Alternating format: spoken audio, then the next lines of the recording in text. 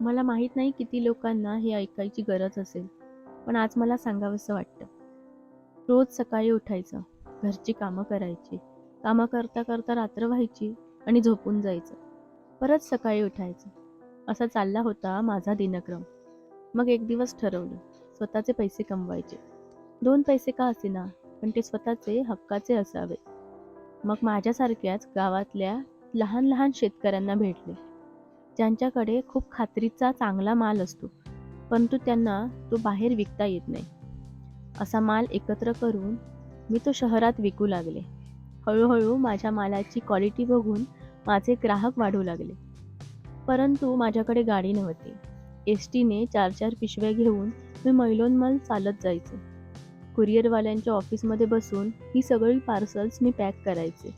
कारण ही सगळी पार्सल्स ठेवण्यासाठी माझ्याकडे स्वतःची अशी जागासुद्धा नव्हती. 1.5 वर्षापूर्वी मी कर्ज काढून स्वतःची पहिली 2 व्हीलर घेतली. हल्लीच मी माझं स्वतःचं दुकान सुरू केलं. छोटंसं का असेना, पण हे माझं दुकान. मुंबई गोवा हायवेला कुडाळ नवीन डेपोकडे माझं दुकान आहे. माझ्याबरोबरच मी माझ्यासारख्या लोकांना काम मिळवून देऊ लागले. कालच एक काका सांगत होते, हल्ली 500 रुपयाची नोट दिसाक नाही होती बायो, तुझ्यामुळे ती दिसाक लागली. हे ऐकून मला भरून आलं. स्वतःचंच कौतुक केलं. बऱ्याचदा नुकसान होतं, कधी कधी फायदाही होतो. आई म्हणते, आज फायदा झाला म्हणून हुरळून जाऊ नये आणि आज नुकसान झालं तरीही माघार घेऊ नये. आपले प्रामाणिक प्रयत्न चालू ठेवायचे.